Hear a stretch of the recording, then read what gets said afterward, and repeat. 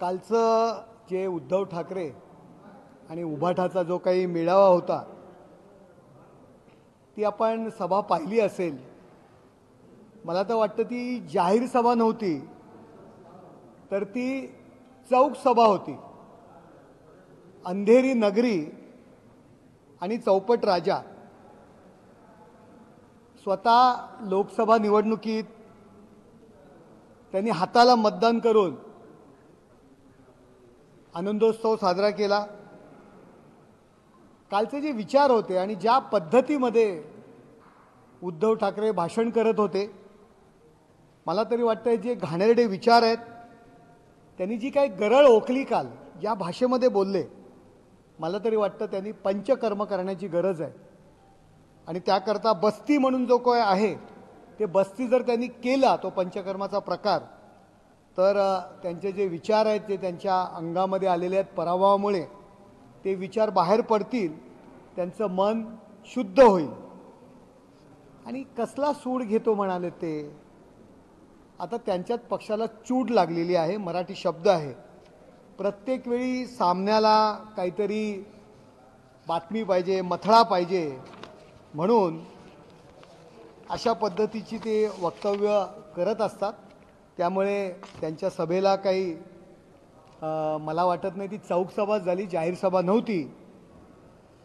कालच्या आणि आमचा सुद्धा काल मेळावा होता, आपण पाहिले असतील की माननीय उपमुख्यमंत्री एकनाथ शिंदे साहेब यांनी जे काही जाहीर सभा त्या ठिकाणी घेतली त्यामध्ये विजयोत्सव होता, विजयाचं आनंदाचं गाणं होतं। परंतु नेहमीप्रमाणे उद्धव ठाकरे यांच्या चौक सभेमध्ये पराभवाचं रडगाणं तुम्हाला दिसलं असेल। उद्धव ठाकरे यांना एक भलतीच विकृती जडलेली आहे। 2019 पासून ते राजकीय विरोधकांना ते हार्डवेअरी समजतात आणि खालच्या स्तरावर जाऊन टीका करतात। सामन्याला काहीतरी मथळा पाहिजे असतो, एरवी सामना कोण पाहत नाही, माध्यमांमधून बातम्या याव्या याकरता ते कोथळा काढण्याची भाषा करतात। आता त्यांच्या अंगात बळ किती राहिले आहे, त्यांच्याबरोबर आमदार किती राहिलेत, त्यांच्याबरोबर नगरसेवक किती राहिलेत, शिवसैनिक किती राहिलेत, याचं पहिलं त्यांनी परीक्षण करणं गरजेचं आहे। परंतु केवळ सामन्याच्या मथळ्याकरता अशा पद्धतीने त्या चर्चा करत असतात। उद्धव ठाकरे यांना संजय राऊतांनी उद्धट बनवलेलं आहे आणि काही दिवसांनी त्यांना ते उद्ध्वस्त करणार आहेत। तुम्हाला आठवत असेल की हिंदू हृदय सम्राट शिवसेना प्रमुख माननीय बाळासाहेब ठाकरे यांनी काँग्रेसला प्रचंड विरोध केला, काँग्रेसच्या विचारांना विरोध केला। परंतु ह्याच उद्धव ठाकरे जे सातत्याने बाळासाहेबांचं नाव घेत असतात त्यांनी हाताच्या पंजाला लोकसभेला मतदान केलं। शोकांतिक आहे, एकनाथ शिंदे साहेब यांच्या नेतृत्वाला त्यांच्यामध्ये धगधगता अंगार आहे, परंतु त्यांना उभाटाला आम्ही भंगार समजत नाही। परंतु कोलांट्या उड्या मारायच्या जर त्यांनी बंद नाही केल्या तर जनताच त्यांना कायमची भंगारात काढणार आहे। अमित शहा, नरेंद्र मोदी साहेब यांच्यावरती टीका करणं हे त्यांचं नेहमीचं झालेलं आहे। परंतु कुठे नरेंद्र मोदी साहेब, कुठे अमित शहा साहेब, आणि सूर्यावर थुंकण्याचा प्रकार हे करत आहेत की आता आपली ताकद काय आहे, आपल्याकडे किती लोक राहिलेत, परंतु केवळ प्रसिद्धीच्या झोतात राहण्याकरता या टीका करतात। राष्ट्रीय स्वयंसेवक संघ यापूर्वी त्यांचं कौतुक करायचे आणि आता टीका करतायत, खालच्या लेवलला जाऊन टीका करतायत। कधीही बाळासाहेबांच्या जयंतीला यांनी सभा घेतली नव्हती, परंतु आम्ही सभा जाहीर केली आणि म्हणून यांनी सुद्धा सभा घेण्याचा प्रयत्न केला, परंतु तो फसलेला आहे। असं कालचं भाषण पूर्णपणे त्यांचं फसलेलं आहे। केवळ विरोधकांवर एकनाथ शिंदे साहेब आणि अमित शहा साहेब, नरेंद्र मोदी साहेब यांच्यावर टीका करण्याकरता कालची सभा त्यांनी घेतलेली आहे. अडवाणी आणि अटल बिहारी वाजपेयींचं त्यांनी नाव घेतलं. अटल बिहारी वाजपेयींच्या मृत्यूनंतर त्यांचंही नाव घेतलं गेलं, तर त्याकडे कसं पाहता? मी तुम्हाला काय म्हणालो की त्यांना उद्ध्वस्त करण्याकरता संजय राऊत यांनी सुपारी घेतलेली आहे. काल श्यामाप्रसाद मुखर्जी, अटल बिहारी वाजपेयी, लालकृष्ण अडवाणी आणि प्रमोद महाजन जे बाळासाहेबांचे मित्र होते, या सगळ्यांवर त्यांनी काल टीका केलेली आहे. नेहमी नरेंद्र मोदी साहेब, अमित शहा यांच्यावर तर टीका करतात, परंतु काल या सगळ्या ज्येष्ठ नेत्यांवरती सुद्धा त्यांनी टीका केलेली आहे. ते सैरभैर झालेले आहेत आणि पराभव जो त्यांचा जो झालेला आहे, राहिलेली लोकसुद्धा सर्वजण सोडून चाललेली आहेत. काल जर आम्ही त्या ठिकाणी प्रवेश घेतले असते ना, तर किमान 5 ते 6 तास लोकांचे प्रवेश घ्यायला लागले असते. एवढी वेटिंग लिस्टला लोक त्या ठिकाणी होती. काल प्रथम त्यांनी म्हटलंय की लोक गाणं ऐकायला आले होते. उद्धव ठाकरे आणि संजय राऊत काल एकनाथ शिंदे साहेबांचं पहिली भाषण झालं आणि नंतर गाण्याचा कार्यक्रम सुरू झाला सोनू निगम यांचा. तुम्ही आधी माहिती घ्या. आता तुम्हाला माणसं जमवता येत नसतील तर दुसऱ्यांनी जी काही माणसं दुसऱ्याचं भाषण ऐकण्यासाठी आलेली आहेत त्यांचं कौतुक करा. नसेल तुम्हाला कौतुक करता येत तर शांत बसा, परंतु चुकीच्या पद्धतीने टीका करण्याचा प्रयत्न करू नका. चीता कॅम्पमध्ये मी गेलो, तिथे मला हिंदुत्व माझं मान्य आहे असं म्हटलंय. तुम्ही कसं पाहता? उद्धव ठाकरे यांचं हिंदुत्व डबल ढोलकी हिंदुत्व आहे. म्हणजे ते काय बोलतायत, कसे वागतायत ते त्यांनाच कळत नाही. चिता कॅम्पमध्ये मी गेलो, बहुसंख्य मुस्लिम त्या ठिकाणी लोक जमली होती माझं भाषण ऐकायला आणि क्या आपको लगता है मैंने हिंदुत्व छोड़ा है? लोकांनी सांगितलं नाही. माझे हिंदुत्व तुम्हाला मान्य आहे का? मी त्यांना विचारलं आणि त्यांनी सांगितलं हो म्हणून. अहो उद्धव ठाकरे साहेब, 100% मुस्लिम जनता त्या ठिकाणी बसलेली आहे. तुम्ही त्यांना विचारताय माझं हिंदुत्व तुम्हाला मान्य आहे का? ते होच म्हणणार, कारण तुम्ही हिंदुत्व सोडलेलं आहे. अरे हिंदुत्वाबद्दल तुम्हाला जर विचारायचं आहे ना तर शिवसैनिकांना विचारा, दादरमध्ये सभा घेऊन विचारा, ठाण्यामध्ये सभा घेऊन विचारा, तुमच्या आजूबाजूच्या जे काही उरलेली लोक आहेत ना त्यांना विचारा. त्यांच्या लक्षात आलंय तुम्ही हिंदुत्व सोडलेलं आहे आणि म्हणून तुम्हाला ते सोडून चाललेले आहेत. कालची जी सभा त्यांची होती, लोकांच्या लक्षात आलं यांनी हिंदुत्व सोडलेलं आहे, लोक सोडून चाललेत, म्हणून एक द्विधा मनस्थितीमध्ये काल त्यांनी सभा घेतली आणि ते दाखवण्याचा प्रयत्न केला की मी हिंदुत्ववादी आहे, मी हिंदुत्ववादी आहे. परंतु केवळ मतांकरता त्यांनी जो हिरवा झेंडा हातात घेतला, त्यांच्या जाहीर सभांमध्ये जो हिरवा झेंडा ते मिरवत होते, मुल्ला मौलवींना लाखो रुपये देऊन मशिदींमध्ये लोकसभेला यांना मतदान करण्याकरता सांगत होते, तो चेहरा लोकांसमोर विधानसभा निवडणुकीमध्ये टराटरा लोकांनी फाडला, त्यांना पराभव दाखवला आणि आता मी हिंदुत्ववादी आहे हे दाखवण्याकरता उरलेले सैनिक, पदाधिकारी, नगरसेवक, जिल्हा प्रमुख थांबवण्याकरता कालची त्यांनी सभा घेतली आणि उसनं अवसान आणून मी हिंदुत्ववादी आहे दाखवण्याचा त्यांचा प्रयत्न केला. मला तुम्हाला सांगायचं ह्यांचं हिंदुत्व हे डबल ढोलकी हिंदुत्व आहे. हे कुठलं हिंदुत्व आहे?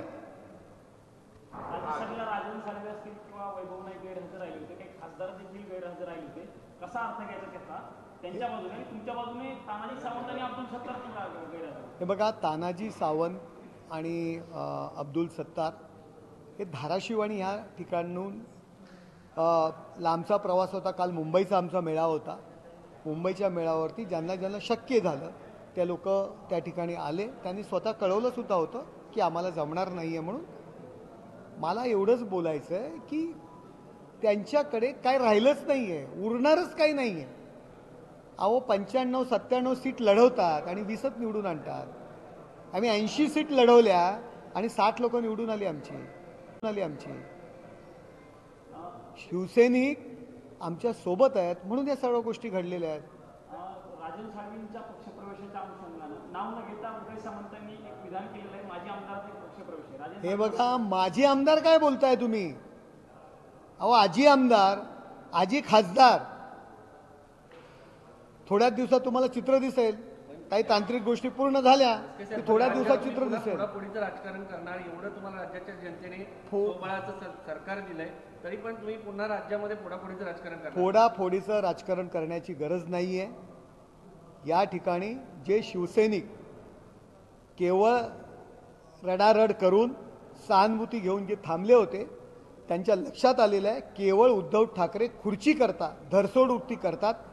जी शिवसैनिक आहेत की ज्यांना कधीही काँग्रेसची भूमिका मान्य नव्हती, त्या काँग्रेसच्या उंबरठ्यावरती जाऊन, सोनिया गांधीच्या उंबरठ्यावर जाऊन उद्धव ठाकरे आणि संजय राऊत बसलेले आहेत. त्याला कंटाळून खालचा शिवसैनिक नाही राहिला तर नेता कशाला राहणार आहे? नेता हा शिवसैनिकांच्या जीवावर आहे. जो शिवसेनेचा आमदार आहे, शिवसेनेचा खासदार आहे, शिवसेनेचा पदाधिकारी आहे, शिवसेनेचा जिल्हा प्रमुख आहे, तो बरोबरच्या कार्यकर्त्यांच्या जीवावर काम करत असतो. शिवसैनिक जर बरोबर राहणार नसतील, कार्यकर्ते बरोबर राहणार नसतील तर कशाला आमदार खासदार त्यांच्याबरोबर राहतील? आणि म्हणून हे सर्वजण सोडून माननीय एकनाथ शिंदे साहेब यांचं नेतृत्व स्वीकारतात. लाडकी बहीण योजनेमध्ये बांगलादेशाच्या महिलांचा समावेश सापडला आहे, काही महिला सापडत आहेत. केंद्र सरकार तुमचं आहे, अशा पद्धतीने बांगलादेशी देशात घुसतायत, याकडे कसं बघता तुम्ही? बांगलादेशी जर देशात जर घुसत आहेत, त्यांच्यावरती कारवाई सुरू आहे. प्रत्येक ठिकाणी चौकशी चालू आहे. ज्या ज्या पद्धती जे जर त्या ठिकाणी बांगलादेशी महिला जर तर आपण चौकशी करून त्यांचा आम्ही बाद करणार. त्यांचं तर बादच करायला पाहिजे. देशाच्या सीमा सुरक्षित नाहीत, घुसखोर करतायत. हे बघा, बांगलादेश जे काही या ठिकाणी जे येत आहेत भारतामध्ये, ही सवय काँग्रेसच्या राज्यात लागलेली आहे. ज्यावेळी केंद्रामध्ये काँग्रेसचं सरकार होतं, बोटचेपत धोरण जे त्यांनी स्वीकारलं होतं मतांकरता, मी तर म्हणतो मतांकरता हे बांगलादेशी इकडे आणून ठेवलेली आहे. दिल्लीचं उदाहरण तुम्हाला माहिती आहे. बऱ्याच ठिकाणी मतांकरता वस्त्याच्या वस्त्या काँग्रेसनी बसवलेल्या आहेत. शेवटी ते काढायला वेळ लागणार, परंतु आम्ही युद्धस्तरावरती प्रयत्न करतोय की बांगलादेशी जे आहेत त्यांना देशाच्या बाहेर काढण्याचा. पालकमंत्री पदावरून मोठा वाद पाहायला मिळतोय. तुमच्या पक्षाचे भरत गोगावले म्हणतायत की सुनील तटकरे यांनी माझ्या पाठीत खंजीर खुपसला. बघा, घर तिथं भांडण असतंच, परंतु घराचे जे काही पालक आहेत, घराचे चालक कर्ते आहेत, ते सगळे विषय संपून टाकतील. दोन सख्या भावांमध्ये कधी कधी पटत नाही. घरातले भांडण खंजीर संजय राऊतांचं म्हणणं आहे की तिसरे उपमुख्यमंत्री आता राज्याला मिळतील. कसं आहे की आता यांच्याकडे काही राहिलेलं नाही. उदय सामंतांकडे निशाणा करून त्यांच्या बोलण्याची जी काही जो करतायत, एक संजय राऊत म्हणजे एक मनोरंजनाचं साधन झालेलं आहे. काहीतरी बोलायचं, मी काहीतरी फार मोठा तीर मारला, असा काहीतरी प्रकार करायचा हा त्यांचा प्रकार आहे. उदय सामंत शिवसेनेचं काम, एकनाथ शिंदे साहेबांचं काम प्रामाणिकपणे करतायत, अख्ख्या महाराष्ट्रात फिरतायत. म्हणून त्यांना असं वाटतं की मी असं बोललो की उदय सामंतवर यांच्यावरती विश्वास ठेवणार नाहीत. संजय राऊत, आपण हे विसरा. आपण अशा पद्धतीच्या जे काही टीका करताय केवळ मनोरंजनाचं साधन म्हणून तुमच्याकडे पाहिलं जातं. उद्योग मंत्री दावोसला गुंतवणुकीसाठी गेले होते की लोक फोडण्यासाठी, शरद पवार यांनी असं म्हटलंय. पवार साहेब, आपण काय केलं आतापर्यंत? आपण तर ज्यांनी तुम्हाला मोठं केलं त्यांच्या पाठीत खंजीर खुपसलेला आहे, ज्यांनी तुम्हाला राजकारणात आणलं. त्यामुळे फोडाफोडीचं राजकारण तर पवार साहेबांनी बोलूच नाही. मुळात शरद पवार साहेबांच्या पक्षाची निर्मितीच काँग्रेस फोडून झालेली आहे. सोनिया गांधी परदेशी आहेत हा मुद्दा घेऊन राष्ट्रवादी काँग्रेस पक्ष बनवला आणि नंतर पुन्हा सोनिया गांधींची सोयरीक साधली. त्यामुळे पवार साहेबांनी फोडाफोडीच्या बाबतीत बोलणं म्हणजे जगातलं 8वं आश्चर्य आहे. पवारसाहेब खूप मोठे नेते आहेत, ज्येष्ठ नेते आहेत. माझ्यासारख्या कार्यकर्त्यांनी त्यांच्यावर टीका करणं योग्य नाही. परंतु जेव्हा तुम्ही इतरांवरती टीका करता, जेव्हा एक बोट दुसऱ्याकडे करता, तर 4 बोटं तुमच्याकडे. तुमची निर्मितीच फोडाफोडीचा जेव्हा इतिहास भारताचा लिहिला जाईल राजकारणाचा, तेव्हा शरद पवार साहेब यांचं नाव पहिलं असेल सुवर्ण अक्षरात. त्यामुळे त्यांनी इतरांच्या फोडाफोडीवर बोलू नये. उद्धव ठाकरे यांनी स्वबळाचा नारा दिलाय. काल अमित शहा आणि फक्त नरेंद्र मोदींवरच टीका केली. देवेंद्र फडणवीसांच्या जवळ जाण्याचा काही प्रयत्न उद्धव ठाकरे करतायत भाजपसोबत असं वाटतंय का? हे बघा, उद्धव ठाकरे यांना स्वतःची दिशा समजत नाही आहे. त्यांनाही जे उरलेले जे काही शिवसैनिक आहेत, आमदार खासदार आहेत, त्यांना दाखवण्याकरता की मी सत्तेच्या जवळ जातोय हे दाखवण्याकरता देवेंद्र फडणवीस साहेब यांना कधी आदित्य ठाकरेंना भेटायला पाठवणं, कधी स्वतः जाऊन भेटणं, कधी स्वतः जाऊन कौतुक करणं, कधी स्वतः जाऊन शुभेच्छा देणं, असे प्रकार ते करतायत. परंतु देवेंद्र फडणवीस साहेब म्हणजे उद्धव ठाकरे नाही आहेत. देवेंद्र फडणवीस साहेब हे काय विसरलेत का हो, की देवेंद्र फडणवीस साहेब यांना संपवण्याची भाषा उद्धव ठाकरे यांनी केली. तू राहशील किंवा मी राहील, त्यांच्यावरती जेलमध्ये टाकण्यासाठी अनेक कुभांड रचले. आणि देवेंद्र फडणवीस साहेब आपल्या पक्षाच्या विचारांशी, आपल्या नेत्यांशी एकदम कट्टर आहेत. अरे जे उद्धव ठाकरे अटल बिहारी वाजपेयींवरती टीका करतात, जे उद्धव ठाकरे लालकृष्ण अडवाणींवरती टीका करतात, जे उद्धव ठाकरे श्यामाप्रसाद मुखर्जींवरती टीका करतात, जे उद्धव ठाकरे, जे फडणवीस साहेब RSSच्या मुशीतून आलेले आहेत, त्या RSSवर घाणेरडे आरोप करतात, RSSच्या स्वयंसेवकांवरती टीका करतात, त्यांची नक्कल करतात. ज्या फडणवीस साहेबांचे नेते नरेंद्र मोदी साहेब आहेत, देशाचे पंतप्रधान आहेत, अमित शहा आहेत, त्यांना उद्धव ठाकरे औरंगजेब बोलतात, अफजल खान बोलतात. आजच महाराष्ट्राचे शत्रू म्हटलेलं आहे. महाराष्ट्र लुटणारे डाकू म्हटलं जात आहे, मोगॅम्बो म्हटलं जात आहे. अगदी खालच्या भाषेवर मध्ये अमित शहाजी आणि नरेंद्र मोदींवरती उद्धव ठाकरे टीका करतायत.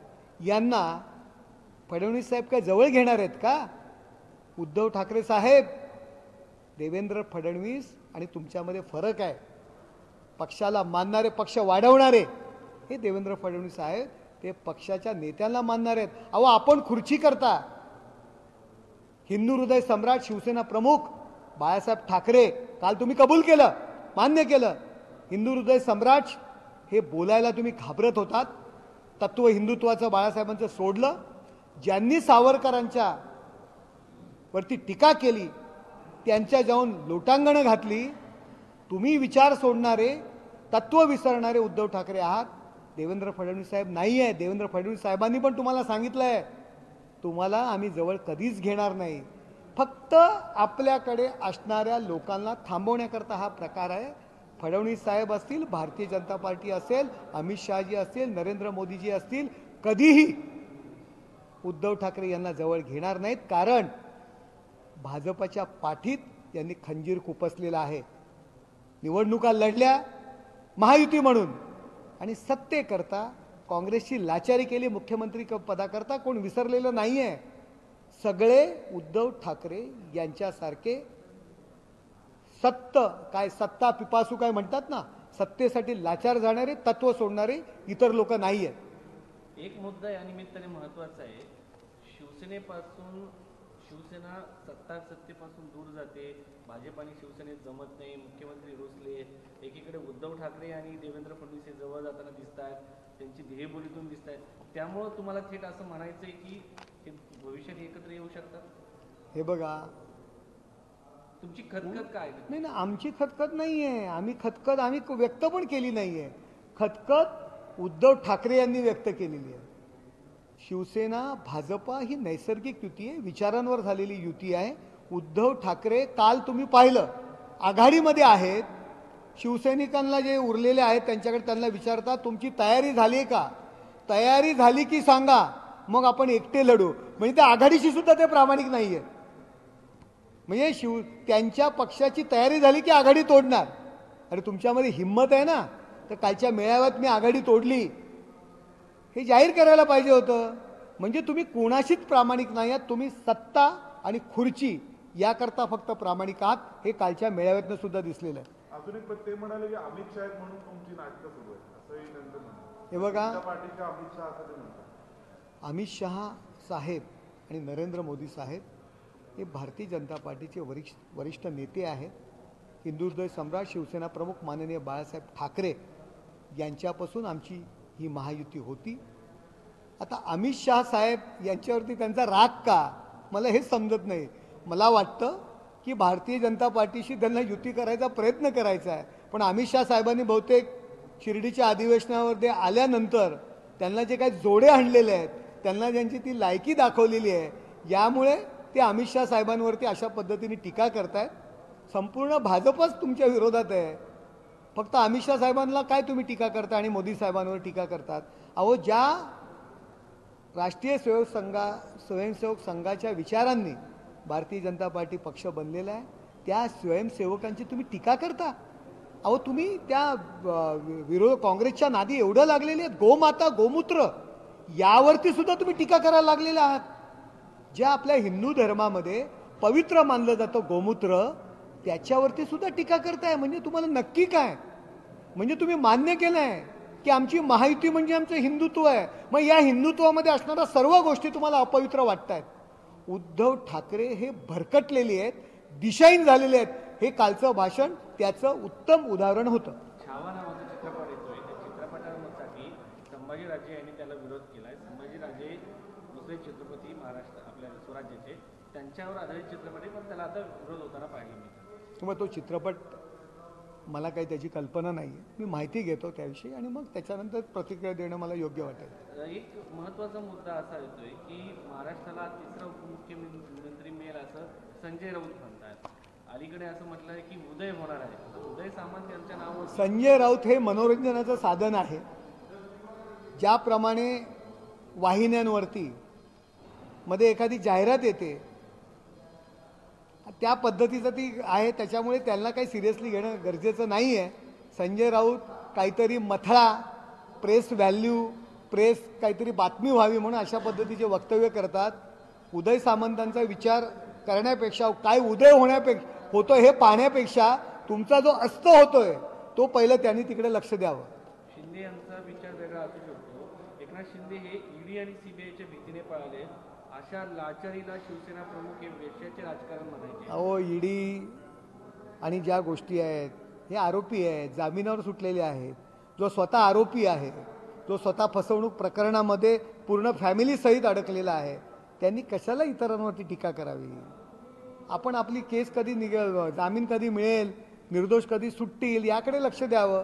स्वतः आपण आरोपी आहात, जामिनावर आलेले आहात, कशाला इतरांवरती टीका करताय उगाचच.